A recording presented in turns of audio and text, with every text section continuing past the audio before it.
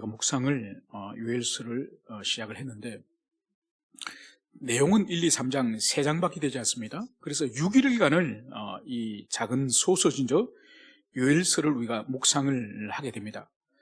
요엘서는 12권의 소선지서 가운데에 순서에 있어서는 호시아서, 아모스 사이 두 번째에 위치를 하고 있습니다. 그러니까 대선지서 5권, 소선지서 12권, 그래서 선지서는 17권이 되겠습니다. 그래서 그 가운데에 이 요엘서를 우리가 이제 6일 동안 묵상하면서 주님의 음성을 듣고자 합니다. 여러분, 대선지서와 소선지서를 가르는, 분류하는 그 원칙이 뭐죠? 어떤 사람은 이사야나 예레미야서를 이제 에스겔서나 예레미야, 에가도 그러죠. 그리고 에스겔서, 다니엘서까지 이제 대선지서인데 그 선지자가 중요한 인물이고 요엘이나 호시아나 아모스는 선지자가 좀 격이 떨어지는 그런 의미가 아닙니다. 그죠? 분량입니다. 그죠? 이사야 같은 66장에 되는 엄청난 분량이지 않습니까?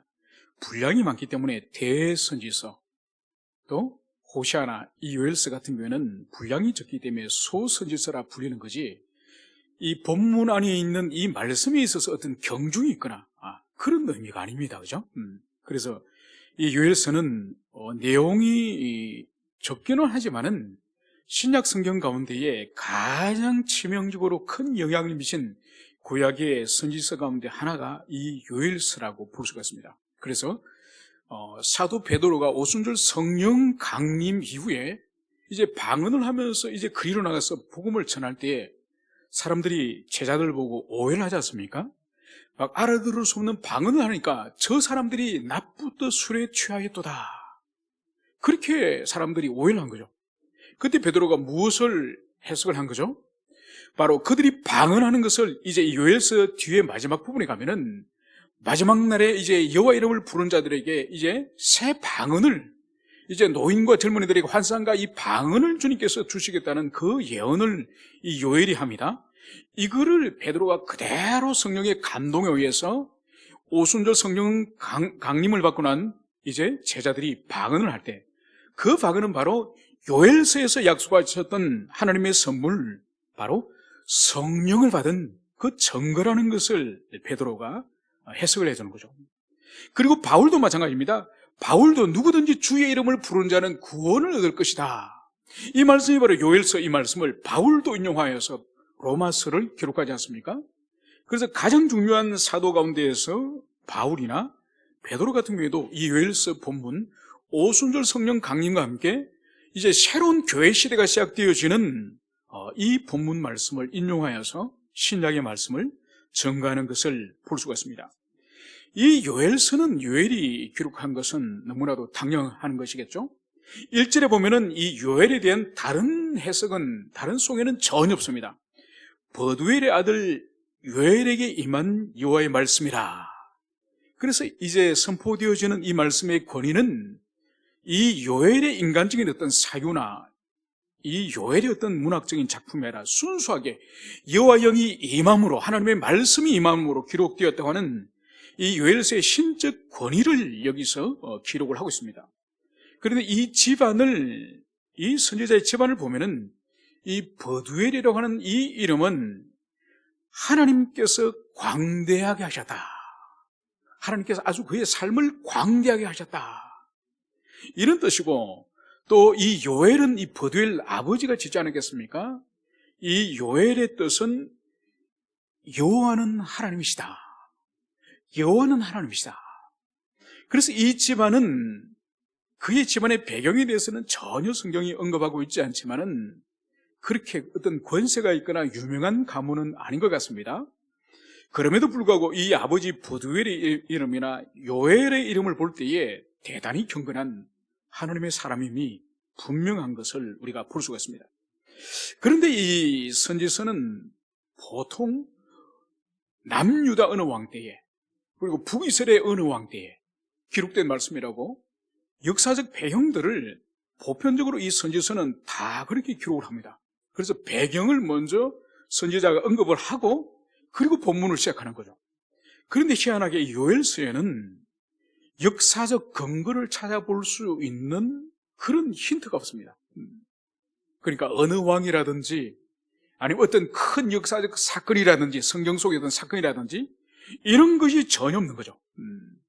그러면서 아주 작은 힌트가 있는데 그 작은 힌트가 뭔가 하니까 성전에 대한 언급은 계속되어요. 제사에 대한 언급도 있습니다. 그런데 왕에 대한 언급이 없다는 거예요. 그래서 학자들은 이 시기를 추론을 하는데, 그러면 성전이 있고 제사장이 있지만 왕이 없는 시대가 어디냐? 바로 포로가 끝나고 바벨론 70년의 포로가 끝나고 나서 그들이 돌아왔을 때에 성전은 재건하였고 제사장은 다시 세워졌지만은 왕이 없어질 때거든요. 그래서 추론하기를 포로기 이후에 기록된 것이 아닌가, 그렇게 추론하는 거죠.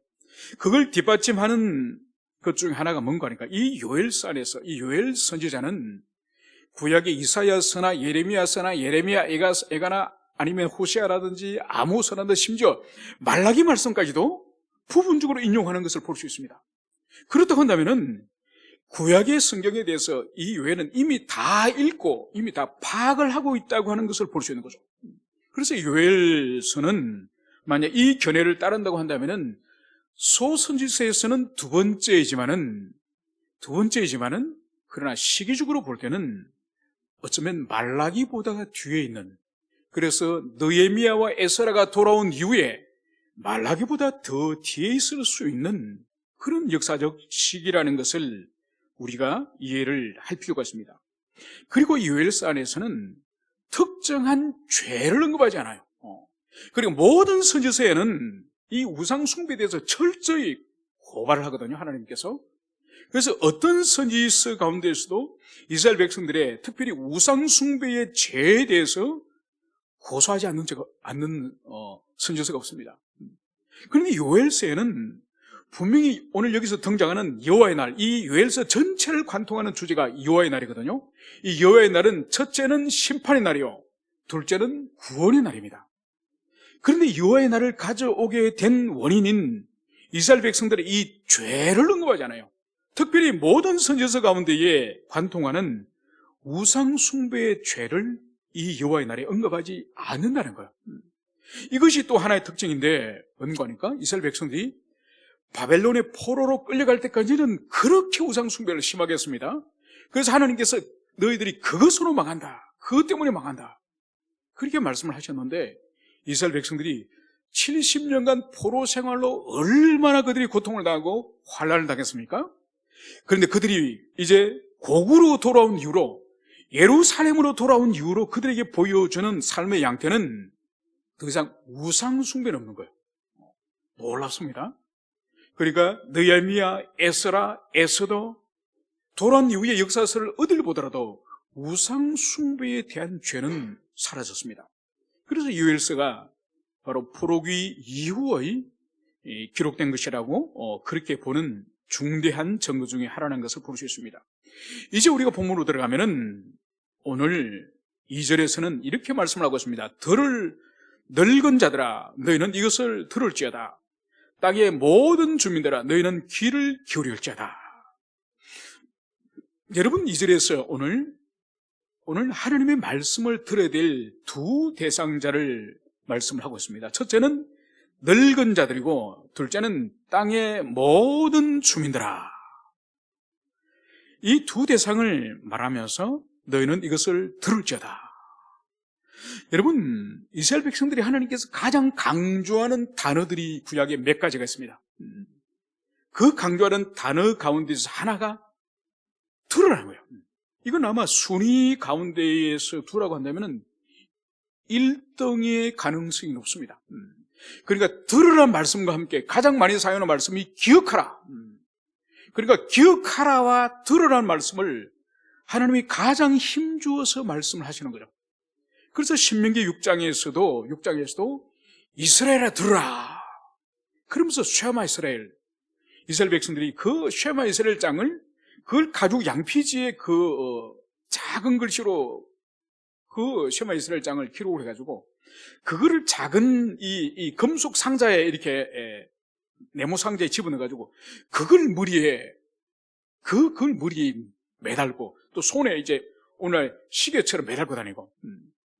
그러니까 이 말씀을 이스라엘 백성들이 하나님께서 그 말씀을 들으라고 하는 그 말씀이 얼마나 이스라엘 백성들의 정체성에서 중요한지. 그래서 여호와는 유일하신 하나님이고, 그리고 너희는 마음과 뜻과 성품을 다하여서 너희 하나님을 사랑하라. 그리고 두 번째가 뭐죠? 이 모든 말씀을 너희들 자녀에게 부지런히 가르쳐라. 집에 있을든지 길을 행할든지 앉았을 때든지 누웠을 때든지. 여러분, 그래서 이 들으라고 하는 이 말씀은 이미 신명기부터 이스라엘 백성들의 정체성, 그러니까 듣기를 포기하는 자는 사실 언약의 백성이 아닙니다. 언약의 백성이 할 수 없는 거죠. 그래서 듣기를 포기하지 말도록 부지런히 부모된 자들이 먼저 말씀을 자신의 마음에 새기고, 그러니까 가장이 된 부모가 된 자신이 먼저 가슴에 새기고 마음에 새기고, 그리고 자녀들이 부지런히 가르쳐라는 것.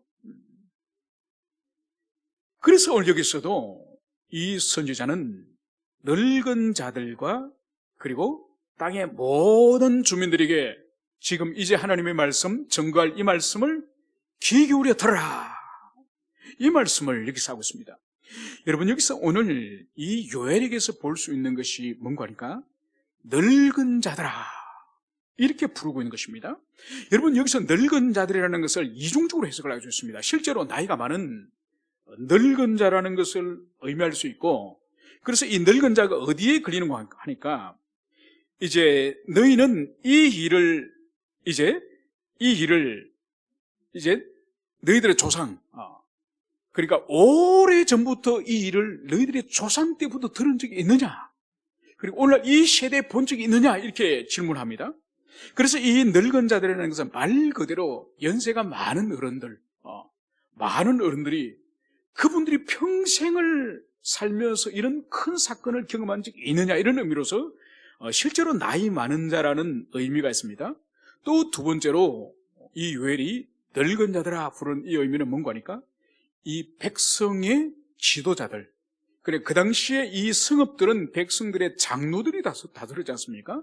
장로들이 종교적인 지도자로서 또 사회적인 지도자로서 이중적인 의미로서 이 각 성읍의 장로들이 지도자로 섬겼죠. 그래서 어떤 분쟁이 있으면은 재판도 하고 또 율법에 관해서도 해석도 해주고, 이런 일들을 이 늙은 자들, 즉 장로가 하지 않습니까? 여기서 볼 때 이 요엘에게 있어서는 이 하나님의 신적 권위를 받은 것을 우리가 알 수 있는 것이 뭔가 하니까 이 늙은 자들아, 바로 그 성읍의 장로라 할지라도 이 요엘이 지금 나이가 얼마인지는 알 수가 없지만은 하나님이 주시는 이 선지자의 권위를 가지고 지금 이 말씀을 모든 자들이 들을 뿐만 아니라 늙은 자들, 지도자들인 당신들도 들으라, 이 말씀을 여기서 하는 것을 볼 수 있습니다.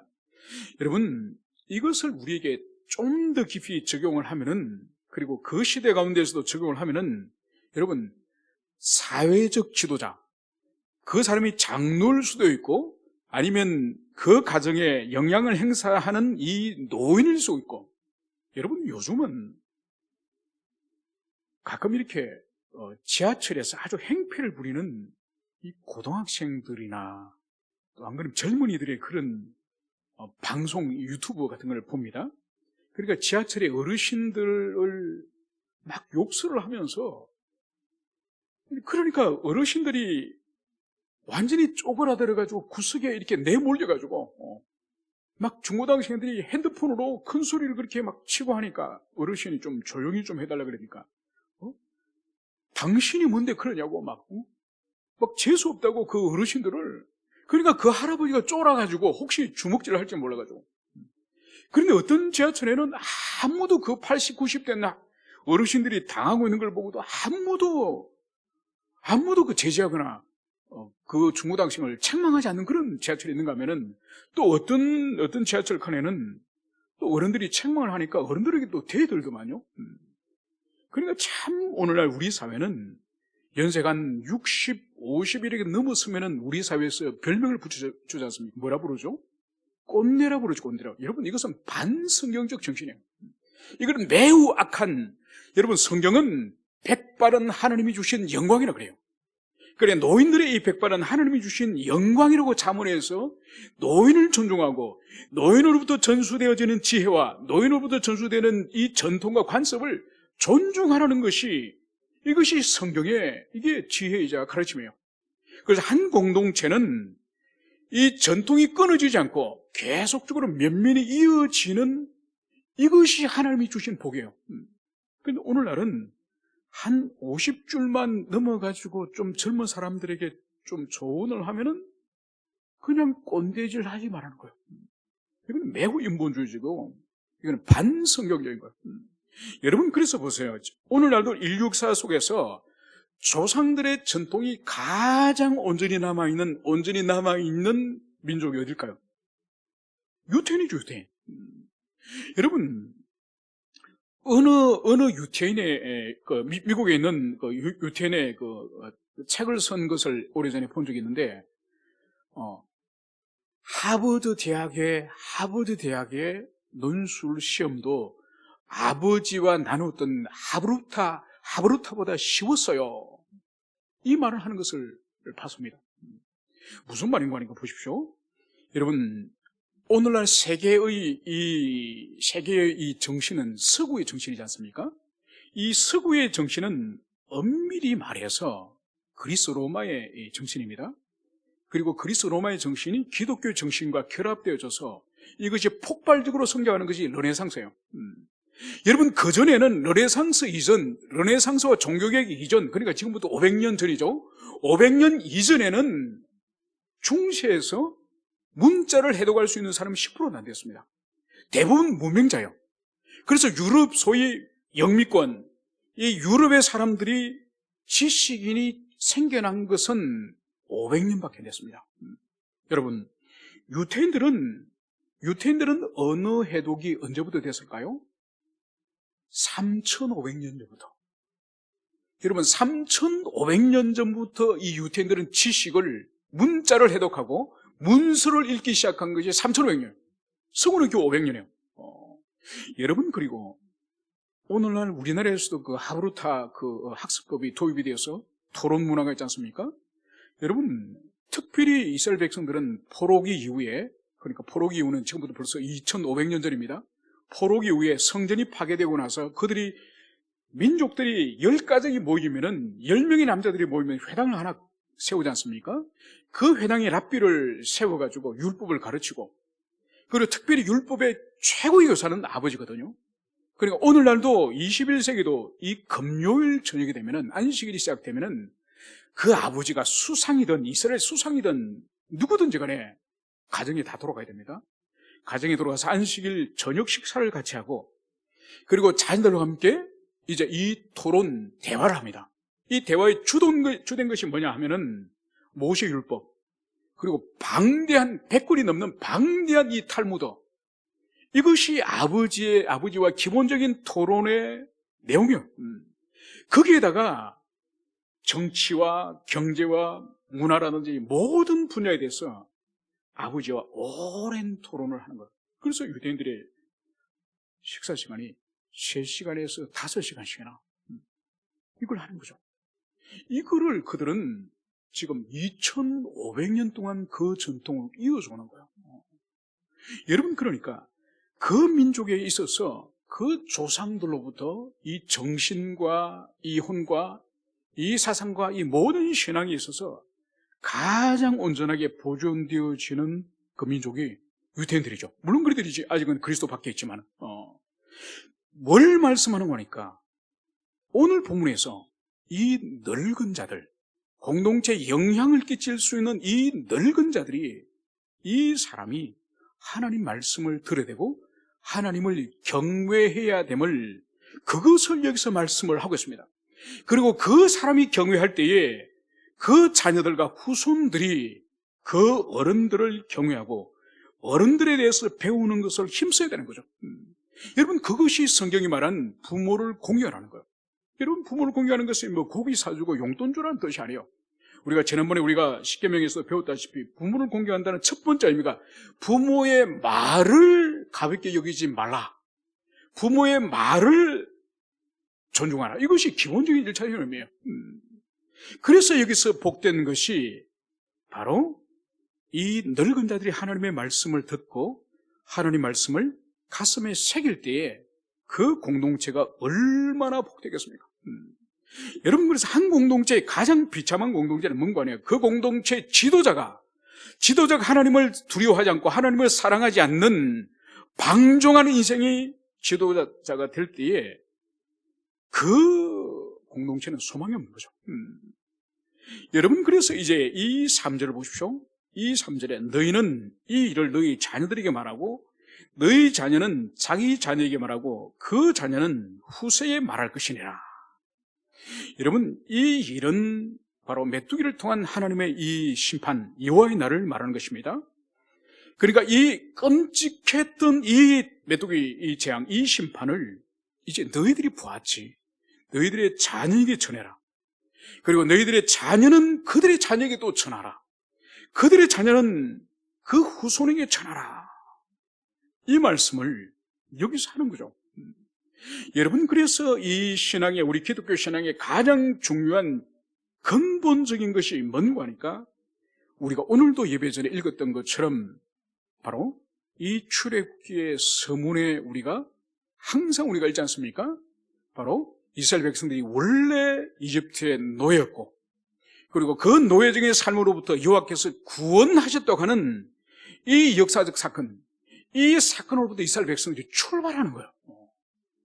이 출발을 잃어버리면 더 이상 언약의 백성이 될 수 없는 거예요.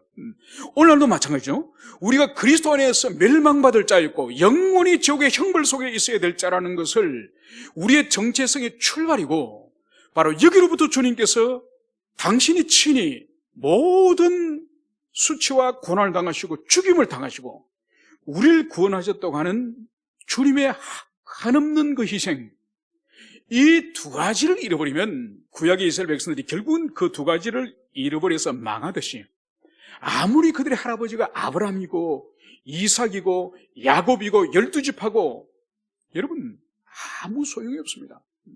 언약 안에 있다는 뜻은 그 하나님을 사랑하고 그 하나님을 경외할 때에 그 사람이 구원 얻을 만한 그런 성도로 하나님께서 그 사람을 부어주시는 것이지, 할아버지가 장로고 할아버지가 목사고 아버지가 목사고 할아버지가 아브라함이고 이삭이고 아무 소용이 없습니다.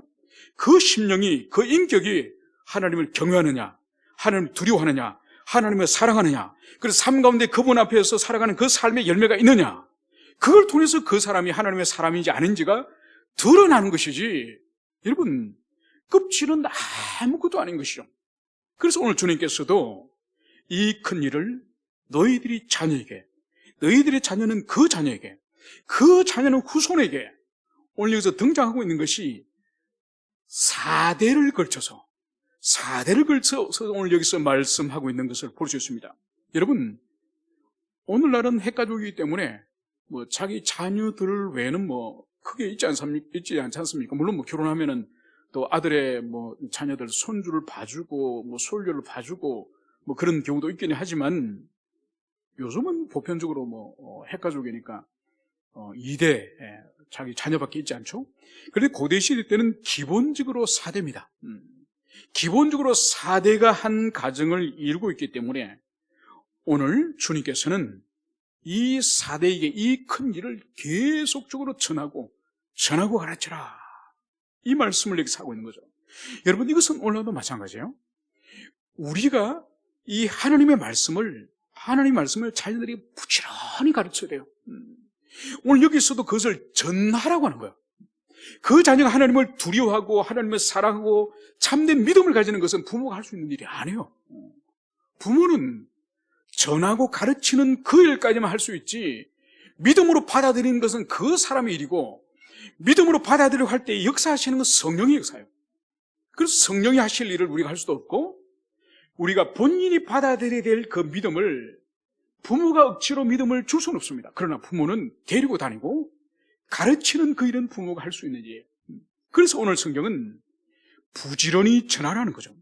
그래서 온 힘을 다해서 부모들은 자녀들에게 용돈을 주는 것도 중요하고 재산을 물려주는 것도 중요하고 좋은 학원을 보내는 것도 중요하지만은 하나님의 계시 말씀을 어릴 때부터 기회가 있는 대로 많은 말씀을 들어줘야 돼요. 여러분 가운데서 어릴 때부터 신앙생활을 한 사람도 있지만은 저는 20대 후반에 신앙생활을 시작했습니다. 이미 머리가 다 크고 나서 이미 세상 가치관이 머릿속에서 꽉 찬 이후에, 그러니까 악한 삶의 경험도 있었고 인격적인 더러운 삶의 경험도 있었고 세상에 이런저런 죄 경험도 있었고 그 후에 이 각성을 하나님이 주신 거죠. 물론 그것은 하나님이 주신 저의 시간이지만은, 여러분 어릴 때부터 경건한 가정에서 자라는 것은 얼마나 큰 복인지 몰라요.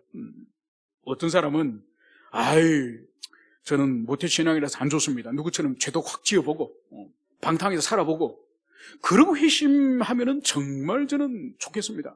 저는 지금 이 미지근한 신앙이 싫어요. 여러분 이렇게 말하는 사람도 있을 수 있습니다. 그러나 여러분 인생에서 죄 경험이 좋은 게 아니에요. 여러분 인생에서 죄 경험, 그것이 어떤 성의 경험이든지 돈의 경험이든지 아니면 어떤 미움의 경험이든지 무슨 경험이든지 간에 죄의 경험은 이후에 경건의 삶에 있어서 믿음이 약해질 때에, 하나님과 관계가 멀어질 때에 실족하는 지점이 그 지점으로 다시 돌아가요. 그 지점으로. 그래서 음란의 죄를 일찍 경험한 사람들은 다시 음란의 죄에서 넘어집니다. 그리고 혈기를 가지고 폭력을 행사하고, 그런 인생들은 은혜가 또 빠져나가면은 혈기 가운데에 시험에 듭니다. 여러분 그래서 믿음의 부모 아래서 태어나고서 큰 죄 지어보지 않고 살은 것을 억울해하지 마십시오. 그것이 정말 감사한 일이고 정말 귀한 일이에요. 그래서 우리가 하나님의 말씀을 부지런히 가르쳐야 되고, 그 다음에 또 뭘 가르쳐야 되느냐, 부모의 개인적인 은혜의 경험, 부모의 개인적인 하나님을 만난 은혜의 경험을 자녀들에게 부지런히 가르쳐야 돼요. 그리고 교회의 지나간 역사에 하나님께서 교회 시대에 어떻게 역사하셨는지, 이 한국교회 주님께서 어떻게 역사하셨는지, 이 한국의 역사 위기 가운데 어떻게 주님께서 우리를 구원해 주셨는지, 그래서 하나님의 일하심에 대해서 아주 풍성하게 개인적으로 우리 가정에는 어떤 일이 있었고, 또 우리 교회는 어떤 일이 있었고, 그리고 너희들이 어릴 때에 우리나라에 어떤 위기 가운데 있을 때 하나님이 어떻게 우리를 구원해 주셨고, 여러분 할 수 있는 대로 자녀들에게 많은 하나님의 일하심, 하나님의 역사하심을 많이 가르치고 많이 들려줘야 돼요. 여러분 그것이 밑빠진 독에 물을 붓는 것처럼 보일지 모르지만은 하나님의 때에, 하나님의 시간에 그 자녀들 10년 가운데 역사하는 때가 있습니다. 인생의 위기를 당할 때나 자기 생명을 마치 끊어버리려고 할 때거나 자기가 좌절과 낙심에 빠졌을 때에 바로 부모를 통해서 들려주었던 그 하나님, 그 살아계신 하나님이 지금까지는 자기 하나님으로 도무지 경험되지 않았지만은 그 위기 가운데 하나님을 불렀을 때에 바로 그 하나님이 드디어 나의 하나님으로 경험하게 되는 놀라운 역사가 바로 부모를 통해서 전해진 그 하나님의 일하심, 그 일하심을 통해서 귀 열림을 우리가 기억해야 될 것입니다. 이제 주님께서는 이렇게 5절에서 말씀하십니다. 취하는 자들아 너희는 깨어 울지어다. 포도주를 마시는 자들아 너희는 울지어다. 이는 단 포도주가 너희 입에서 끊어졌음이니. 이제 하나님께서는 이 술 취하는 자들, 그리고 포도주를 마시는 자들, 이런 사람들로 해서 이게 이제 깨어서, 술에 이제 깨어서 울지어다. 그리고 또 너희는 울지어다. 뒤에 울지어다, 이것은 통곡하다는 뜻이에요. 그래서 히브리어는 앞에 울지어다와 뒤에 울지어다는 다른 뜻입니다. 바로 뭔가 하니까 지금 술에 취하여 있는 이 사람들, 단 포도주를 즐기는 이 사람들은 이제 더 이상 포도주를 이제 입에 댈 수 없다. 그래서 이제 너희들은 이제 깨어서 울지어다. 이 말씀을 여기서 하는 것을 여기서 볼 수 있습니다. 이제 왜 울게 되느냐? 오늘 7절에 보면은 내 포도나무를 멸하며 내 무화과 나무를 긁어 말갛게 벗겨버리니 그 모든 가지가 하얗게 되었도다. 바로 6절에서 이제 다른 한 민족이 이제 내 땅에 올라왔습니다. 그들은 강하고 수가 많으며 그 이빨은 사자 이빨 같고 그 어금니는 암사자의 어금니 같도다. 여러분, 오늘 이 6절에서는 한민족이 이제는 내 땅, 즉 하나님의 땅은 가나안 땅, 언약의 백성의 땅을 말하겠죠. 그 땅에 지금 한민족이 올라오는데 그 민족은 마치 강하고 이빨이 사자 이빨 같고 어금니는 암사자의 어금니 같은 그런 아주 두려운 한민족이 올라옴을, 그것을 여기서 말씀을 하고 있습니다. 그리고 이 6절의 이 모양을 오늘 4절에서 보면은 파충이가 남긴 것을 메뚜기가 먹고 메뚜기가 남긴 것을 너치가 먹고 너치가 남긴 것을 황충이 먹었도다. 여러분, 오늘 4절과 6절은 상관관계를 가지고 있습니다. 4절에서는 여기에 네 종류의 메뚜기를 여기서 말씀하고 있습니다. 그러니까 네 종류의 메뚜기가 차례차례대로 지나가면서 이스라엘 백성들의 모든 농작물을, 밭에 이제 밀과 보리로부터 시작하여서 모든 나무, 즉 포도나무, 무화과나무, 석류나무, 사과나무, 모든 나무를 깔아 먹어버리는 것을 여기서 말씀을 하고 있는 것이죠. 그래서 4절에서는 실질적으로 이 요엘서에서 언제인지 정확히 알 수 없지만 이 시대 모든 사람들이 공감하는 메뚜기 재앙이 지금 지나간 직후예요. 이 재앙이 얼마나 심했던지 한 번 메뚜기가 지나가더라도 그 피해가 치명적인데 오늘 네 종류의 메뚜기를 여기서 말씀을 하고 있습니다. 그래서 네 종류의 메뚜기가 지나가면서 완전히 산천초목을 다 먹어치우는 것을 여기서 볼 수 있습니다. 여러분, 보통 메뚜기는요, 농작물 가운데서도 벼라든지 아니면 채소 가운데서 특별히 메뚜기가 깔아먹는 그 야채나 곡식이 따로 있습니다. 아무 나무잎이나 아무 풀을 먹지는 않아요. 그런데 메뚜기는 아직도 지금 곤충학자들이 이해를 아직도 연구를 하지 못한 게 뭔가 하니까 이 평소에 이 메뚜기들이 소위 말해서 이집트의 8번째 재앙이 메뚜기 재앙이지 않습니까? 그 8번째 재앙과 같은 이 요엘서의 메뚜기 재앙, 이 사건으로 비하되는 그 평범한 메뚜기들이 갑자기 이런 황충으로 변화되는, 이게 도대체 왜 되는지를 아직도 곤충학자들은 몰라요.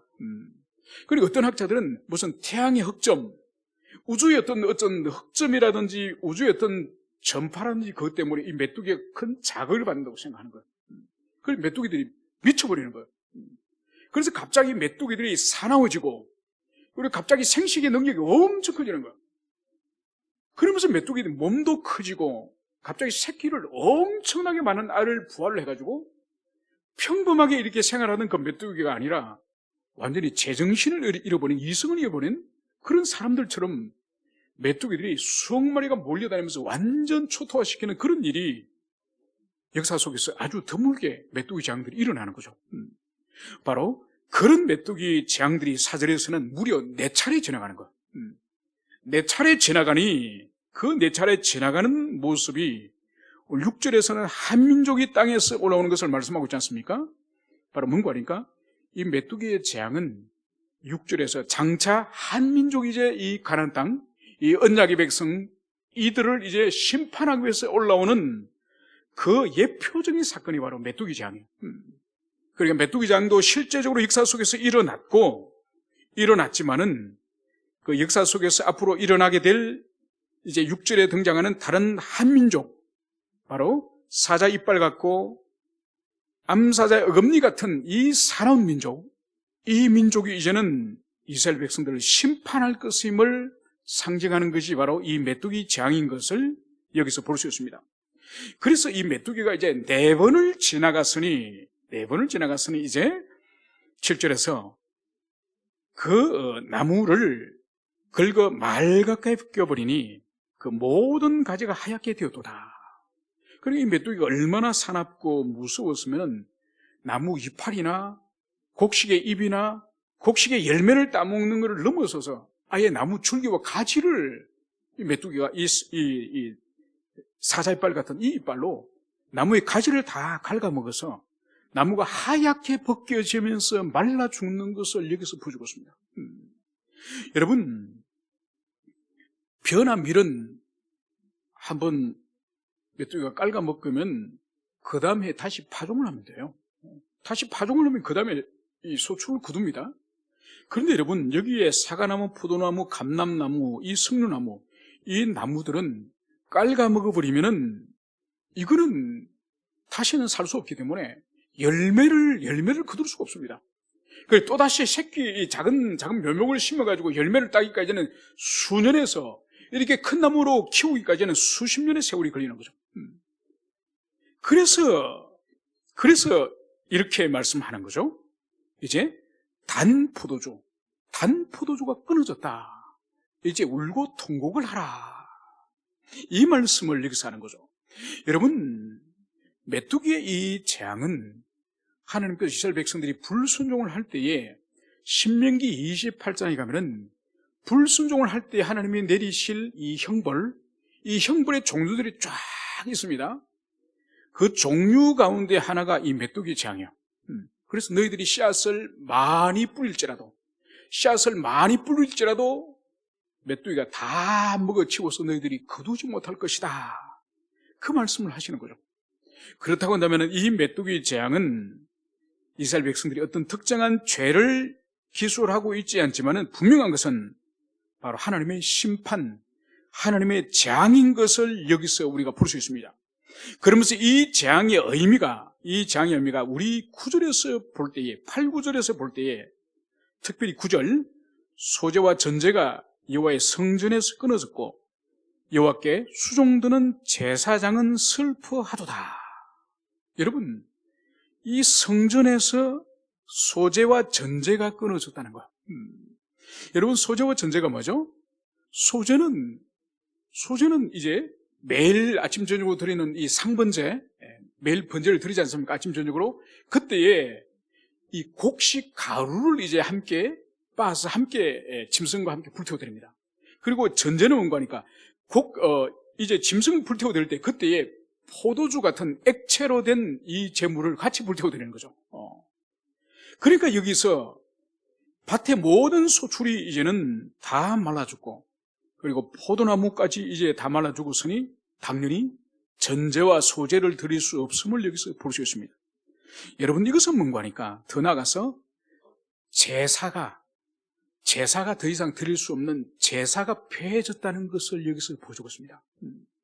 여러분, 이것은 오늘날 우리 시대에 적용을 하면은 적용점이 있는 거죠. 여러분, 지금 코로나로 인해서 우리 한국교회뿐만 아니라 전 세계 교회가 지금 함께 모여서 예배드린 공예배가 약 2년 가까이 지금 예배가 폐해진 것을 볼 수가 있습니다. 인류 역사 속에서 지금까지 유튜브나 아니면 온라인 비대면 예배라는 것이 있었습니까? 지금까지 있는 것은 예배로 취급도 안 했습니다. 여러분, 이것은 성경적인 의미로 볼 때는 예배가 폐해진 거예요. 여러분, 예배가 폐해졌다는 이 의미는 이중적으로 해석을 해야 됩니다. 어떻게 해석이 되느냐? 바로 우리 스스로 교회의 머리 되시는 그리스도 예수께 예배에 대해서 물어보지 않고 우리 스스로 정부의 방침에 따라서 순종해서 스스로 예배를 폐한 우리의 죄란 의미로서 해석을 할 의미도 있고, 두 번째는 뭐가 있느냐? 하나님 당신께서 우리 인생들이 드리는 이 예배가 더럽고 역겨워서 예배를 주님께서 폐하신다는 그런 의미도 있습니다. 여러분, 말라기 가면은 이 부분에 대해서 아주 주님께서 잘 말씀하시죠. 너희들의 예배가 역겹고 더러우니 성전문을 닫아버리라. 이 말씀을 주님이 하십니다. 그래서 우리는 오늘날 이 코로나로 말미암아서 소위 말해서 비대면 예배라고 하는 희한한 말을 만들어서 이것을 이중적으로 항상 생각이 됩니다. 교회 머리 되시는 주님께, 우리가 주님께 물어보지 않고 마치 교회 머리가 이제는 정부가 되어버린 것처럼 우리가 비굴하게 머리를 숙이고 그리스도인들이 스스로 문을 닫아버린 우리의 불순종과 죄의 모습을 우리가 해석을 해야 되고, 또 하나는 지금까지 우리가 드렸던 예배가 얼마나 주님께서 역겨우시면은 주님께서 차라리 예배를 폐해버리시는 이 극단적인 조치를 주님께서 내리셨다는 이 문제로도 우리가 해석해야 되는 거죠.